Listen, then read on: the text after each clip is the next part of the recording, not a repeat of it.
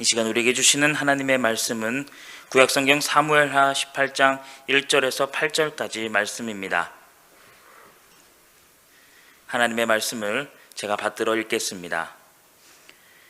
이에 다윗이 그와 함께한 백성을 찾아가서 천부장과 백부장을 그들 위에 세우고, 다윗이 그의 백성을 내보낼새 3분의 1은 요압의 휘하에, 3분의 1은 수르야의 아들 요압의 동생 아비새의 휘하에 넘기고, 3분의 1은 가드 사람 이때의 휘하에 넘기고, 왕이 백성에게 이르되 나도 반드시 너희와 함께 나가리라 하니, 백성들이 이르되 왕은 나가지 마소서.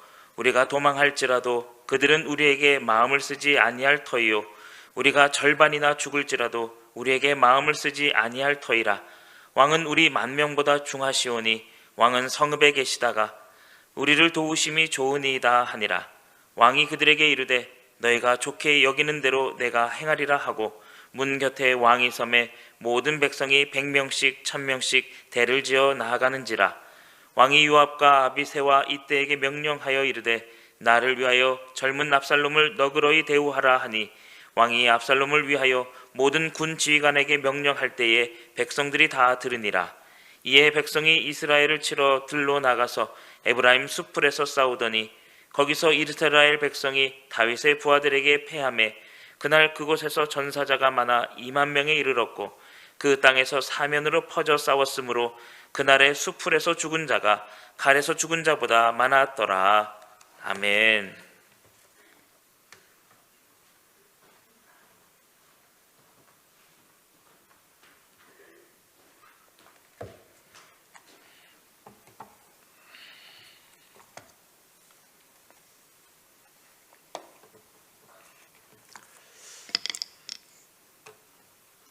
오늘 두 분 찬양 은혜를 많이 받았습니다. 80년대, 90년대에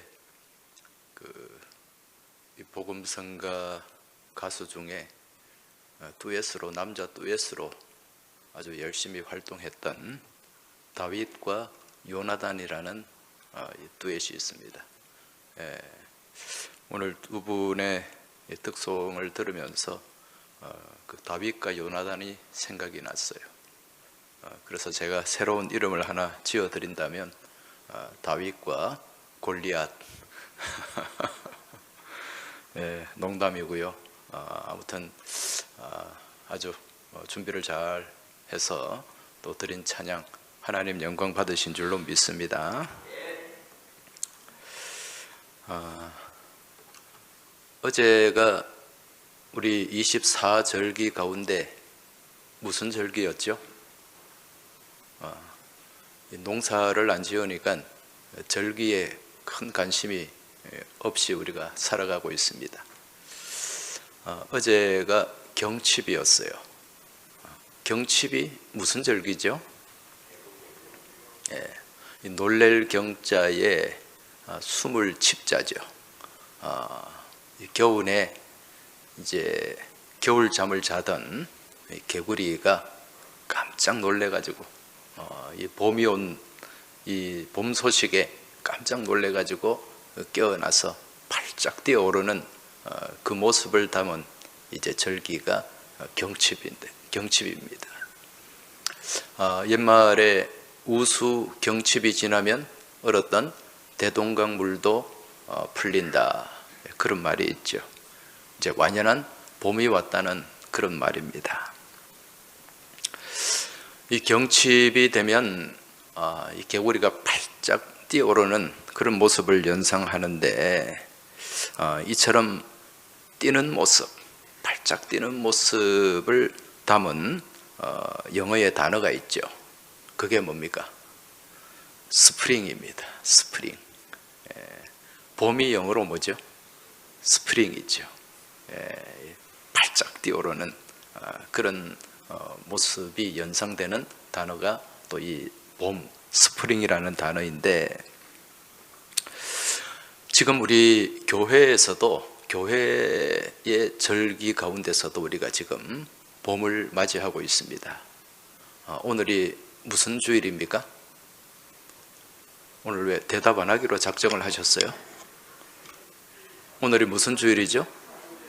사순절 첫 번째 주일입니다. 지난 수요일이 제2수요일, 이 제2수요일부터 사순절이 이제 시작이 되는 것입니다.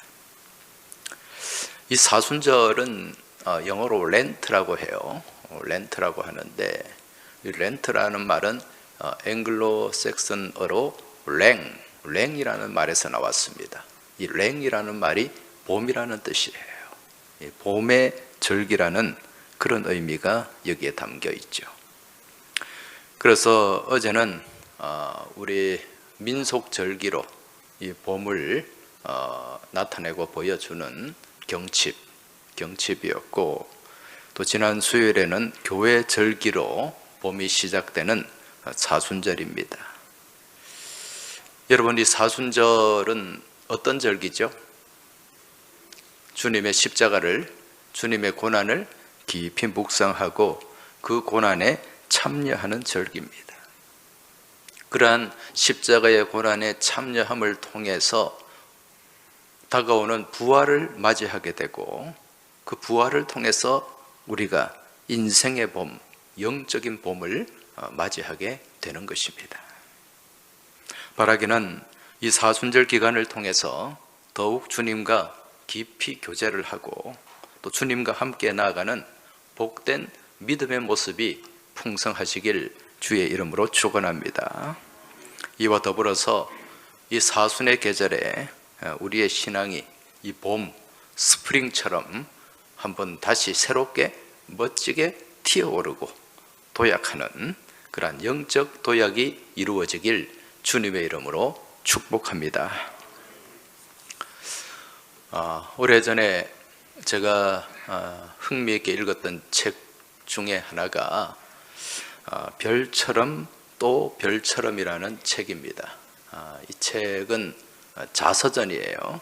누구의 자서전이냐면 예전에 육군 참모총장을 지냈고, 또 체육부 장관도 지냈고, 또 국회의원도 역임하셨던 이진삼 장군, 이진삼 국회의원의 이 생애를 담은 자서전, 그 자서전이 별처럼 또 별처럼이라는 책입니다. 제가 왜 이 책을 흥미있게 읽었냐면, 이진삼 장군은 제가 군대 생활을 할 때 저희 부대 지휘관이었어요.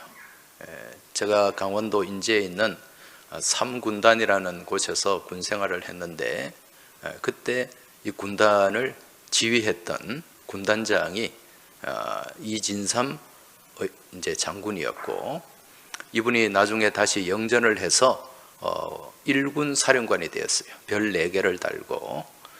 그때 저희 부대를 방문을 한 적이 있습니다. 그때 방문을 했을 때 제가 이분에게 커피를 드린 적이 있어요. 이런 아주 특별한 관계가 저하고 있는데, 그래서 제가 책을 좀 더 재미있게 읽었던 것 같습니다. 이분은 충청도 부여 출신인데, 어릴 때 공부에 특출했다기보다는 운동을 아주 잘하는 분이었습니다. 키도 그렇게 크지 않아요. 제가 볼 때는 170이 안 되고 한 165에서 170 사이 정도 되는 아주 아담한 분이셨는데, 얼마나 다부진지 모릅니다. 그래서 운동을 아주 잘했고 그런 분이었는데, 그렇다고 공부를 못하는 건 아니었어요. 그 당시에 대전고등학교를 들어갈 정도면은 아주 공부도 잘했던 분인 것 같습니다. 그리고 육사에 들어가서 이제 장교로 임관을 하게 되죠. 그리고 월남전에도 다녀왔고, 또 군생활 하면서 방첩대라는 부대가 있어요. 이 방첩대는 말 그대로 간첩을 색출하고 잡아내는 좀 특수 임무를 띈 부대입니다. 이 방첩대에 근무하면서 또 굉장히 많은 또 공을 세운 분이 이진삼 장군이었습니다. 60년대 그 당시에 이제 우리나라 무장 공비들이 많이 넘어왔지 않습니까? 공비들이 많이 넘어올 때 그때 우리 민간인들도 많이 희생을 당하고 또 군인들도 피해를 많이 입었습니다. 자꾸 공비들이 이제 침투를 하니까 우리나라 군대도 계속 당할 수만 없다. 그래서 북쪽으로 이제 한번 침투하는 그런 작전을 수립을 했어요. 그 작전을 수립한 사람이 이제 그 일선에서 작전을 추진한 사람이 누군가, 그 당시에 육군 대위였던 이진삼 대위였습니다.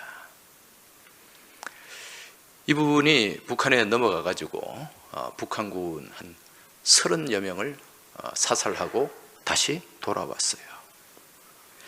그런데 그때 북한에 침투할 때 같이 동행한 부하들이 있었는데 3명을 데리고 갔습니다. 부하 3명을 데리고 갔는데 이 3명의 부하는 모두가 북한에서 공비로 침투했던 사람들이에요. 우리 남한에 공비로 침투했다가 포로가 되어서, 생포가 되어서 이제 사상을 전향한 사람들, 그 3사람을 데리고 이제 북한으로 올라간 거죠. 올라가기 전에 이제 이 작전 계획을 세우고 그렇게 훈련을 할 때 위에 상관들이 굉장히 반대하고 만류를 했다고 합니다. 왜 그런가? 이 사람들은 어디서 온 사람이에요? 북한에서 넘어온 사람이지 않습니까? 어쨌든 포로가 되어가지고 사상 전향을 했다곤 하지만 이 사람들 가족들도 그대로 북한에 있고 또 삶의 근거가 북한이기 때문에 이 사람들 3명을 데리고 가면 무슨 짓을 할지 모른다. 왜 그렇게 위험한 일을, 그런 도박을 하느냐, 그러면서 아주 강하게 반대를 했다고 합니다. 그런데 그때 이진삼 대위가 어차피 남한에 있는 우리 군인들을 데리고 가도 거기서 북한의 말이라든가 또 지형이라든가 뭐 지리를 전혀 모르기 때문에 위험한 건 마찬가지입니다. 어차피 살아올 확률보다 살아서 못 돌아올 확률이 더 높은데, 그렇다면 이 사람들을 제가 잘 관리를 해서 이들을 데리고 가서 한번 작전을 하겠습니다. 그렇게 해서 자기 고집으로 그렇게 했는데 2번을 올라갔는데 2번 다 성공을 했어요. 그리고 무사히 이제 휴전선을 넘어서 남한으로 돌아올 수가 있었다는 거죠. 이때 이진삼 대위가 이 전향한 공비들, 이들에게 이제 신뢰를 쌓기 위해서 계속해서 노력을 했다고 합니다. 이제 북한에 속은 것을 계속해서 인식을 시키고 또 이 사람들을 자기 집으로 자주 초대를 했어요.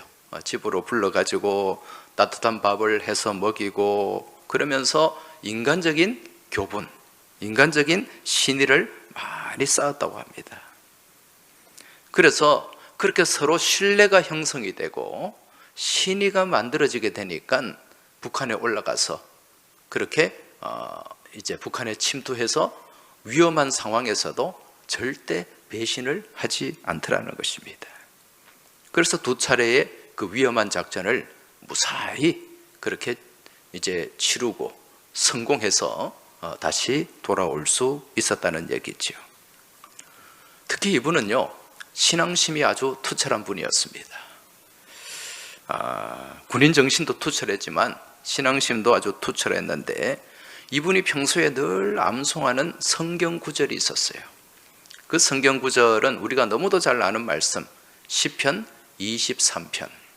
그 23편 가운데서도 내가 사망의 음침한 골짜기로 다닐지라도 해를 두려워하지 않는 것은 주께서 나와 함께 하심이라. 주의 지팡이와 막대기가 나를 안위하시나이다 라는 이 말씀을 늘 묵상하고 마음에 담고 그렇게 생활했다는 거죠.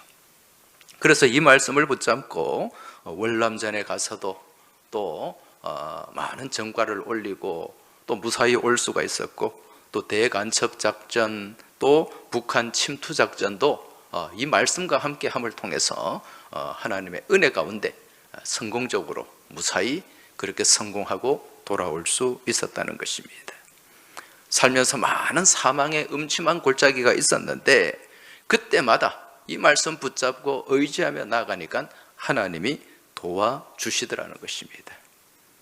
하나님을 신뢰하는 가운데 사람들과 신뢰를 쌓는 그런 삶을 살았던 분이 이 이진삼 장군이었습니다.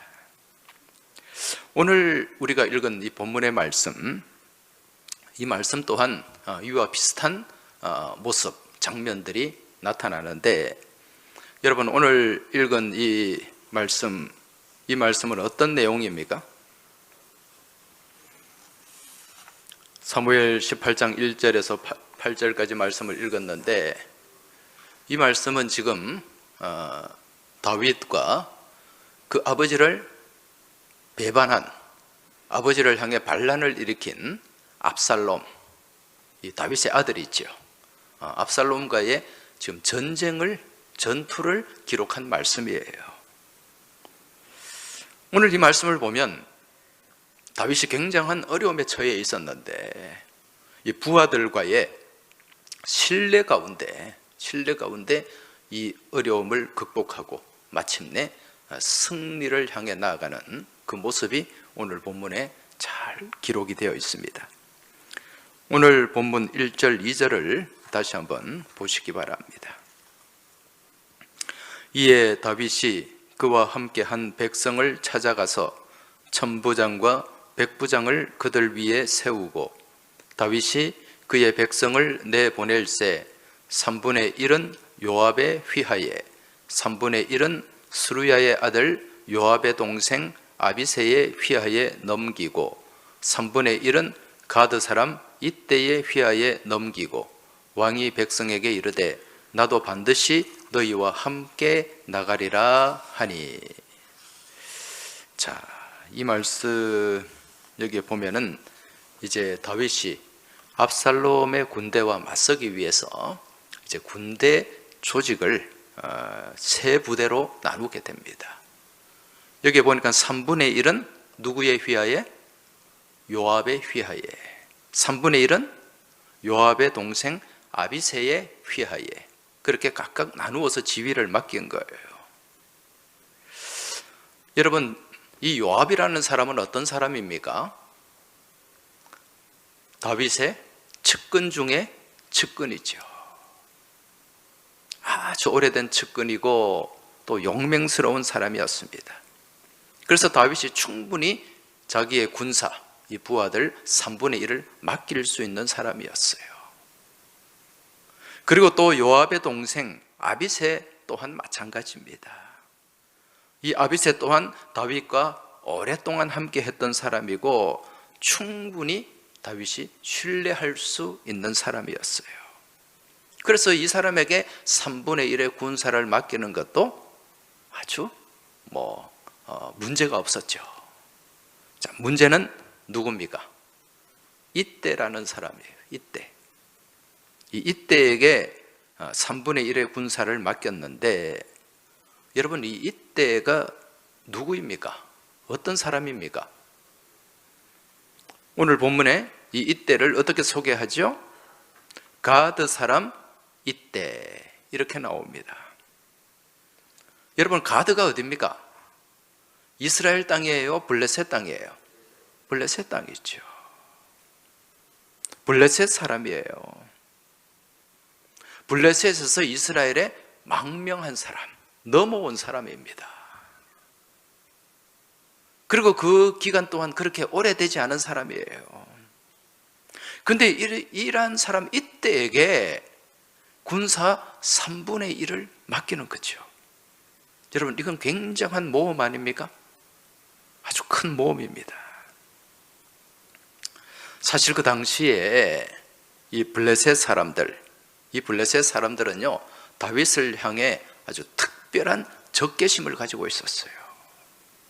왜냐하면 이 블레셋은 늘 이스라엘과 싸우면 이기는 나라였는데 누가 등장하고 난 뒤부터? 다윗이 등장하고 난 뒤부터는 이스라엘을 블레셋이 이기지를 못했어요. 굉장히 이 자존심이 상해 있었죠. 그리고 여러분, 이 블레셋의 이 영웅, 블레셋의 영웅이 누구였어요? 골리앗이었죠. 이 골리앗이 누구 손에 죽었습니까? 다윗의 손에 죽었어요. 이것 또한 굉장히 속이 상한 일이에요. 그런데 이 이때라는 사람은 가드 출신이라고 나와요. 블레셋 가드. 여러분, 골리앗이 어디 출신이었습니까? 가드 출신이에요. 같은 지역, 같은 마을 출신이에요. 그런데 이런 사람 이때에게 지금 자신의 군사 3분의 1을 맡겨가지고 전투를 하게 했으니 얼마나 큰 모험입니까? 순식간에 이 사람이 마음을 돌이키면 이 다윗의 군대는 큰 위험에 처할 수가 있다는 거죠. 자, 그렇다면 이처럼 다급한 상황에서 어떻게 이 이때에게 군사를 맡길 수가 있었는가? 그건 다른 게 아닙니다. 다윗과 이때 사이에 무엇이 있었기 때문에? 신뢰가 있었기 때문에, 아주 특별한 신뢰가 있었기 때문에. 이제 다윗은 이들 3명에게 군사를 맡기고 자기도 이 전투 현장에 나가겠다, 내가 진두지휘하겠다, 그렇게 얘기를 했을 때 여러분, 부하들이 뭐라고 얘기합니까?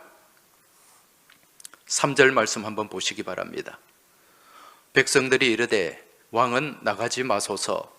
우리가 도망할지라도 그들은 우리에게 마음을 쓰지 아니할 터이요, 우리가 절반이나 죽을지라도 우리에게 마음을 쓰지 아니할 터이라. 왕은 우리 10,000명보다 중하시오니 왕은 성읍에 계시다가 우리를 도우심이 좋으니이다 하니라. 자, 여러분, 지금 이 말씀을 보니까 어떤 느낌이 옵니까?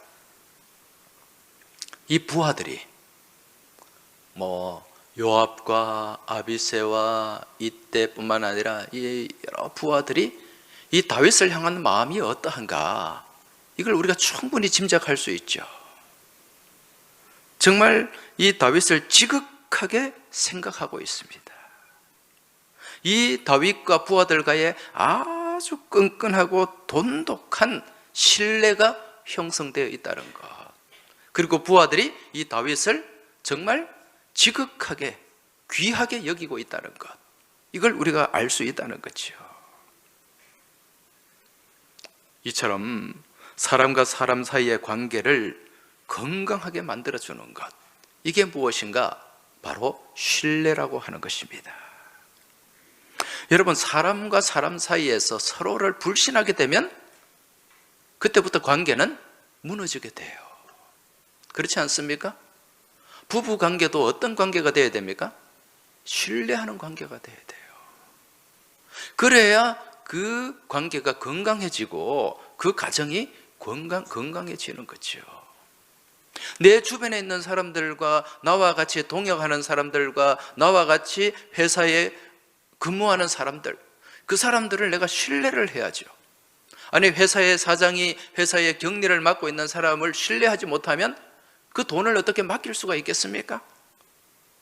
그럼 회사 운영이 제대로 안 되는 거죠. 모든 관계가 건강해지려면 그 안에 무엇이 자리 잡고 있어야 된다?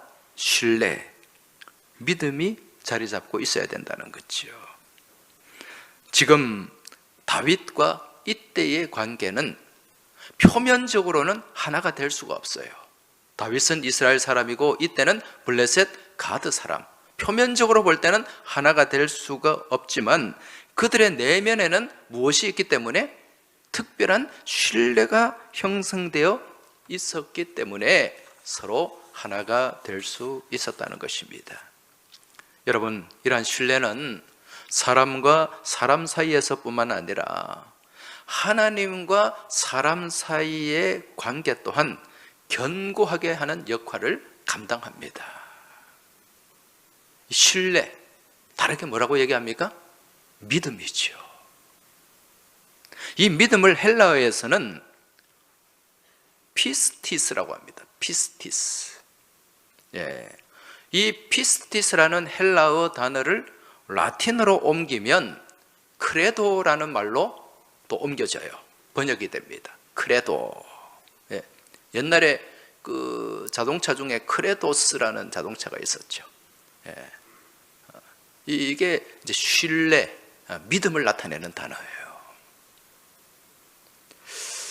이 크레도라는 말을 우리가 좀 살펴보면은요, 분석을 하면 이 두 가지 단어가 합쳐진 말입니다. 하나는 코르라는 말은 심장을 뜻하는 단어예요. 코르와 이것은 바친다, 드린다, 그런 의미가 담겨 있는 거죠. 그래서 이 코르도, 이걸 크레도라고 하는데, 이 크레도라는 말은 심장을 꺼내서 바친다, 그런 의미가 여기에 담겨 있어요. 여러분, 얼마나 무서운 말입니까? 이 믿는다고 하는 것, 이 크레도라는 것은 내 심장을 꺼내서 바치는 거예요. 그래서 초대교회 사람들은 이 믿는다는 말을 함부로 쓰지 않았어요. 정말 내가 내 심장을 꺼내줄 수 있는 사람에게만 믿는다, 그래도 그렇게 얘기를 했다는 거죠. 여러분, 따라서 우리가 하나님을 믿는다는 것, 하나님을 믿는 일, 이것은 내가 무엇을 하는 일입니까? 내 심장을 하나님께 꺼내드리는 일이에요. 우리가 하나님 앞에서 하나님을 믿음으로 고백하는 이 신앙 고백을 크레도라고 하지 않습니까? 오늘도 우리는 예배를 드리면서 신앙 고백을 했지 않습니까? 주일마다 우리는 이 내 심장을 꺼내놓고 하나님 앞에 고백을 해야 되는 거예요. 근데 우리가 평소 신앙 고백 어떻게 합니까? 오늘 신앙 고백 당장 어떻게 하셨습니까? 그래서 내가 외우고 있는 대로, 아니면 화면에 나오는 대로 보면서 아무 생각 없이 신앙 고백하지 않았나요? 습관적으로 하지 않았습니까? 여러분, 이게 바뀌어야 돼요. 진실한 신앙, 이 믿음, 이 크레도가 고백되는 가운데 하나님과의 신뢰가 형성되게 되는 줄 믿으시기 바랍니다. 하나님이 나를 신뢰해 주셔야죠. 내 믿음이 하나님의 신뢰를 줄 수 있는 믿음의 모습, 또 신앙의 고백이 되어야 된다는 것입니다. 여러분, 이 신뢰, 믿음을 의미하는 피스티스라는 말이 또 다른 말로는 성경에 어떻게 번역이 되는가? 충성입니다. 충성도 피스티스예요. 따라서 오늘 우리가 하나님을 믿는다고 할 때 이 믿음은 하나님 앞에 내 심장을 꺼내드리는 일이고 내 삶을 전부 내어드리는 일임을 우리가 알 수 있습니다. 그리고 이러한 믿음의 기초에서 그 믿음을 반복해서 살아내는 삶, 이게 충성이라는 거예요. 내 심장을 꺼내드리는 그 온전하고 순결한 고백 가운데 그 삶을 믿음으로 살아내는 것, 이게 무엇이다? 피스티스, 충성이라는 거예요. 그 믿음이 내 삶에서 반복되어 나타나는 것. 여러분, 영어의 이 엔진에, 여러분, 이 엔진, 자동차 엔진 안에 거기에 뭐가 들었습니까? 피스톤이 들었죠. 이 피스톤은 계속 운동을 하는데 무슨 운동을 합니까? 반복 운동을 하잖아요. 이 피스톤이 피스티스에서 나온 말이에요.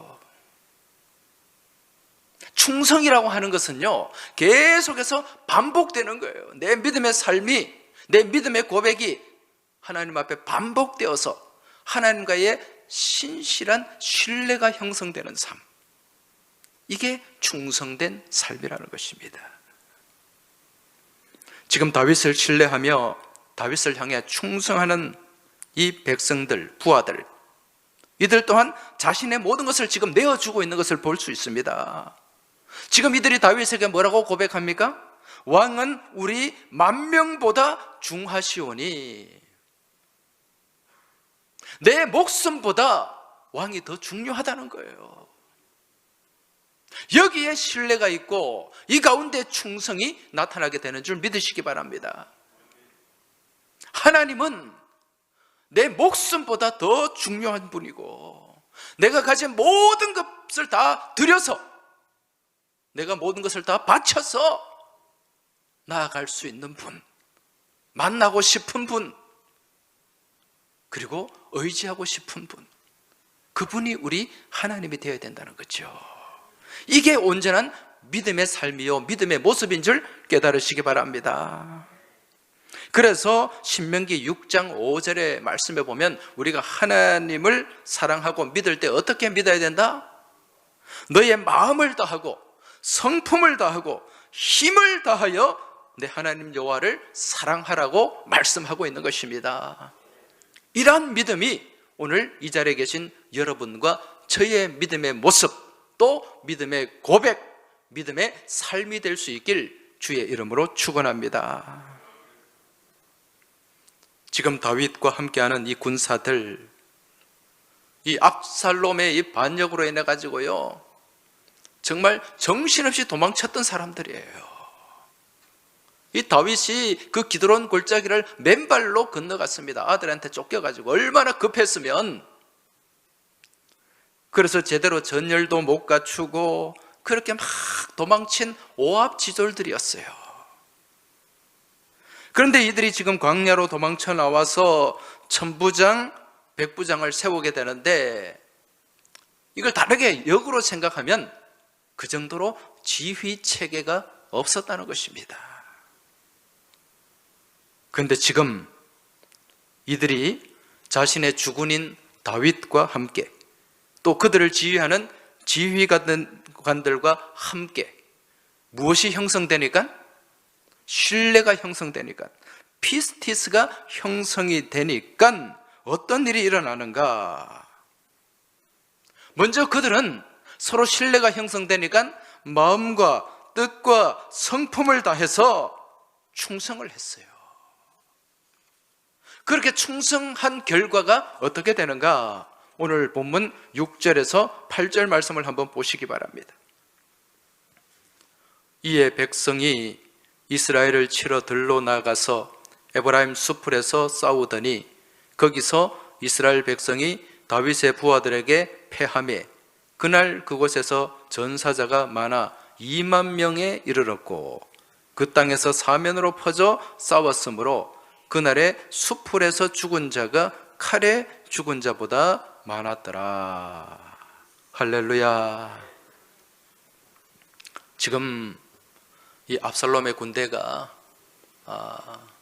이 오합지졸에 불과했던 다윗의 군대에게 완전하게 패하고 말았어요.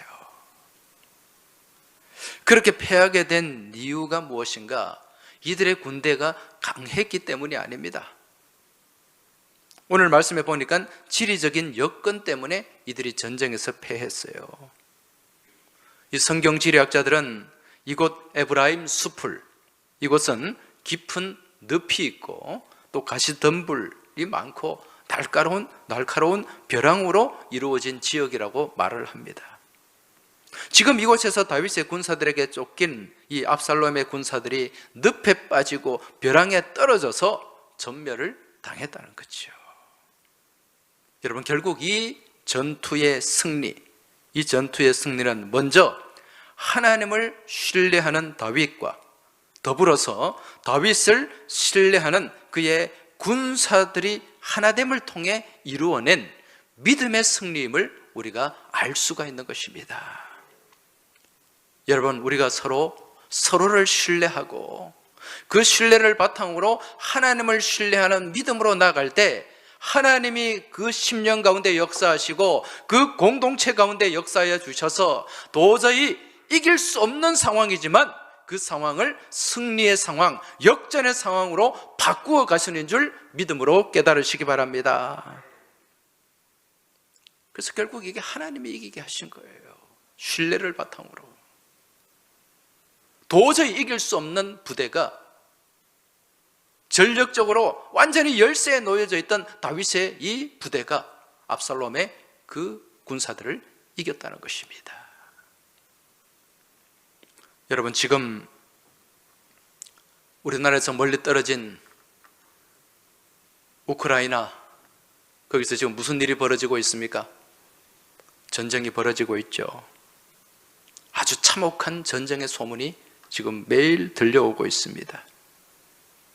지난 2월 24일 이 러시아의 20만 대군, 또 첨단 무기로 무장한 이 부대가 우크라이나 지역을 전격적으로 침공함을 통해서 지금 전쟁이 벌어졌고, 지금 두 나라의 군인들뿐만 아니라 많은 민간인들이 죽어가고 있습니다.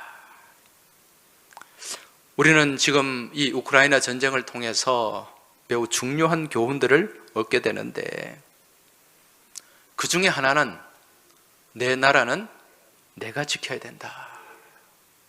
여러분, 주변에 그 어떤 나라도 우리는 믿을 수가 없어요. 예부터 추진해온 이 자주국방, 이게 지금 새삼 중요하게 다가오고 있습니다. 그리고 그 다음은 이 지구상에서 공산주의는 사라져야 된다는 것입니다. 여러분, 공산주의의 기초가 무엇입니까? 유물론이죠. 이 유물론의 중심에는 무엇이 있습니까? 무신론입니다. 하나님이 없다고 하는 거예요. 철저하게 하나님을 부인하고 배격하는 사상이 공산주의 사상입니다.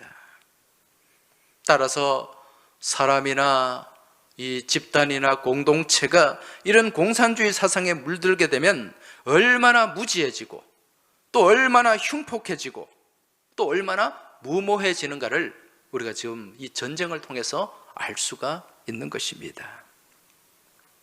이와 더불어서 또 이번 전쟁을 통해 우리는 한 나라의 지도자가 얼마나 중요한가를 다시 한번 깨달을 수가 있습니다. 지금 러시아의 푸틴이라고 하는 지금 제정신이 아닌 지도자가 있으니까 이 전쟁의 광기를 가지고 지금 많은 사람들을 지금 죽게 하는 거예요. 죽이는 거예요. 그리고 또 우크라이나 대통령, 사람들은요, 초보 대통령, 코미디언 대통령 그러면서 무시했어요. 근데 정작 나라가 위기에 몰렸을 때 지금 이 대통령이 지금 진가를 발휘하고 있습니다. 전쟁이 시작될 무렵에 미국에서 이 우크라이나 대통령에게 다른 데로 피하라 그랬죠. 저 러시아 군대가 침공하면 우크라이나가 일주일 버티기 힘들고 아마 3일 안에 무너질 수 있고, 당신은 아마 죽게 될 거니까 가족들과 함께 다른 데로 피하라. 우리가 피할 길을 열어주겠다. 그렇게 제안했을 때 이 대통령, 이 젤렌스키 대통령이죠. 이 대통령이 뭐라고 얘기했습니까? 나는 내 나라에서 끝까지 내가 싸우다가 죽을 것이다. 내 국민들과 함께 할 것이다. 그러면서 거기를 떠나지 않았어요. 이 모습이 이 국민들에게 무엇을 심어줬습니까? 신뢰를 심어준 거예요. 그리고 이 우크라이나 국민들을 단합시킨 겁니다. 대통령이 안 가니까 장관들, 지휘관들 누가 도망가겠어요? 이게 국민들 앞에 쇼를 하는 게 아니에요. 정말 목숨을 내어놓는 충심이었습니다. 얼마 전에 이 젤렌스키 대통령이 그런 말을 했더라고요. 대통령으로서 나는 죽음을 겁낼 권리가 없다. 이 죽음을 불사한다는 얘기 아닙니까? 지금 그 나라 국민들뿐만 아니라 전 세계가 이 대통령한테 감동을 받는 거죠. 그러니까 막 여러 나라에서 우리도 무기를 도와주겠다 지금 막 그렇게 같이 그렇게 협력을 하는 거죠. 그래서 절대 약세로 바라봤던 우크라이나가 지금 절대 우세의 러시아 군대를 막아내고 오히려 지금 러시아가 더 큰 피해를 지금 입고 있는 거죠. 여러분, 이 전쟁이 길어질수록 러시아의 푸틴은 더 궁지에 몰리게 됩니다.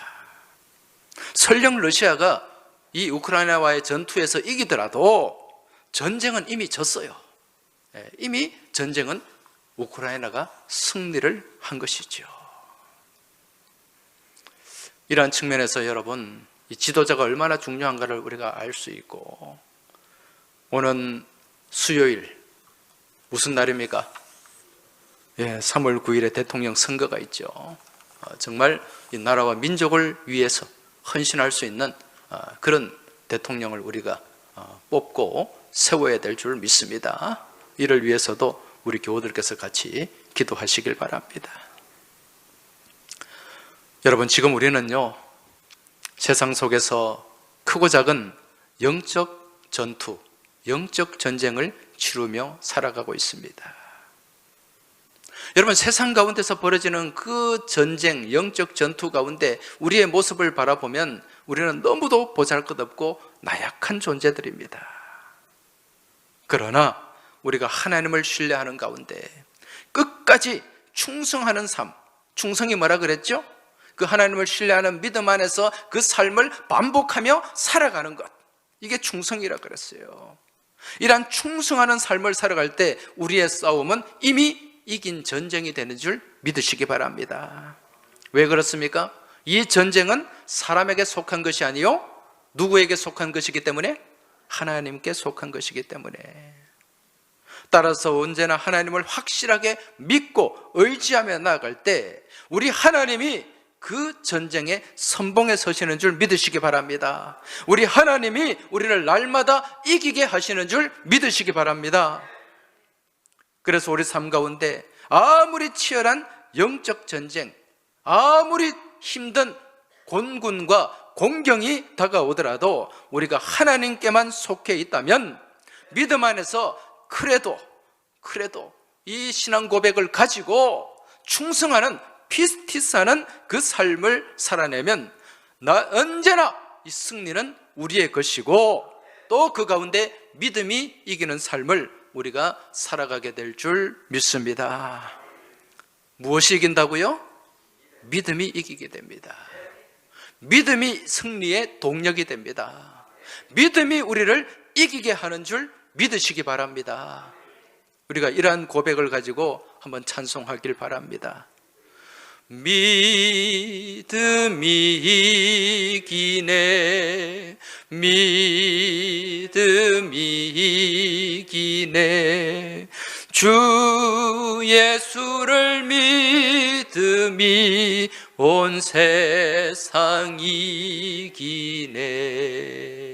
할렐루야. 믿음이 이기는 이번 한 주간이 되시길 주의 이름으로 축원합니다. 하나님 아버지, 감사합니다. 저희들의 삶의 주변을 돌아볼 때 순간순간 많은 영적 다툼이 있고 영적 전쟁이 일어나고 있습니다. 이러한 다툼과 영적 전쟁과 전투 가운데 저희들의 힘이 부족하고 나약할 때가 있고, 그로 인해 또 낙심하고 좌절할 때도 많이 있는데, 아버지 하나님, 내 힘으로 싸우는 것이 아니라 우리 하나님의 공급하시는 그 힘으로 감당하며 맞서고 싸워나가는 믿음의 사람들이 되게 하여 주시옵소서. 믿음이 이긴다는 그 믿음을 가지고 주님 바라보고 주님 의지하고 주님을 신뢰하며 나아가는 저희의 복된 삶이 될 수 있도록 주님 도와주옵시고, 이번 한 주간에도 믿음 안에서 하나님을 신뢰하는 가운데 승리하는 복된 한 주간이 되길 간절히 소망하며 우리 주님 예수 그리스도 이름으로 기도하옵나이다. 아멘.